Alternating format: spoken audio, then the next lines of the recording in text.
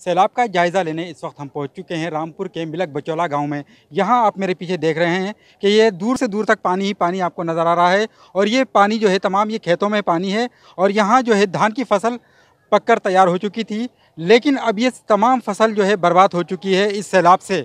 हमारे साथ यहाँ कुछ मुकामी लोग हैं, आइए उनसे जानते हैं कि किस तरह के नुकसानात को उनको सामना करना पड़ रहा है। क्या नाम है आपका? जी सर, मोहम्मद यूसुफ। क्या कहेंगे आप जिस तरह से आज ये पूरे खेतों में पानी दिखाई दे रहा है? पूरी पकी पकाई फसलें खत्म हो गई।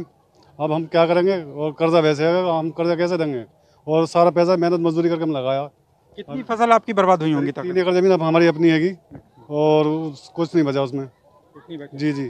तो तकरीबन कितने की होगी अगर ये आप इसको मार्केट में अगर मार्केट में लेके जाते तो करीब करीब 1.25 लाख के धान बैठते।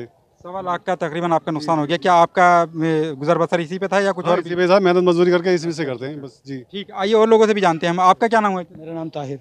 आप क्या कहेंगे जिस तरह से ये जो है खेतों में पानी घुस चुका है और यहाँ जो है धान की फसल तैयार थी? जी जी, सब खत्म हो गई, सब तैयार थी, मतलब कटी भी बह गए। और मतलब कि हमारे भी 10 बीघे धान थे, कटे कटा बह गए। 10 बीघे धान सब चले गए। अब क्या लगता है आपको, क्या क्या मांग करना चाहेंगे? आपके लगता है कि सरकार आपको इसका मुआवजा होना चाहिए था। मतलब कि अब गरीब आदमी है, मतलब मजदूरी करके मतलब पाले थे हमने। तो नाज़रीन आप देख सकते हैं कि जिस तरह से यहाँ लोगों का नुकसान हुआ है और यहाँ तमाम लोगों का जो रोज़गार और ये जो गुजर बसर है इसी खेती पर था।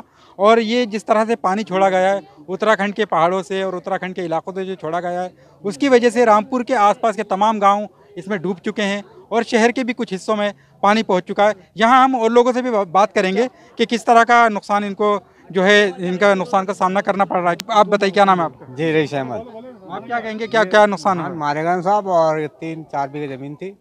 कोई लाभ मजदूर करके उसमें धान लगाए थे, कोई दाना हत्या नहीं आया। अब हम ये चाहते हैं कोई सरकार तरफ तो कुछ हमारी हो जाए। यहाँ हम देख रहे हैं कई सारे घरों में भी पानी घुसा हुआ है, तो किस तरह से जो है इंतजामिया की जानिब से किए जा रहे हैं आपके लिए?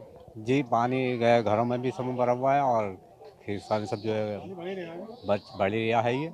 और ये है कि हमें सरकार तरफ से कुछ मदद थोड़ी मिल जैसे जाए। यहाँ लोग घरों में फंसे हुए हैं, तो क्या ज़िला इंतजामिया की जानिब से कुछ इंतजाम आपके लिए किए गए हैं कि खाने पीने का बंदोबस्त हो या कुछ? कुछ इंतजाम कुछ नहीं है यहाँ पे। क्या करना है क्या न करना हमें, ये तो ये सरकार ही कर सकती है हमारे लिए।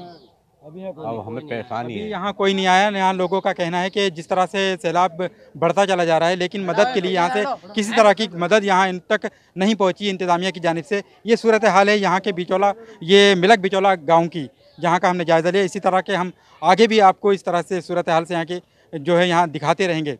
ETV भारत के लिए कैमरामैन उस्मान अली के साथ रामपुर से अबुल कलाम।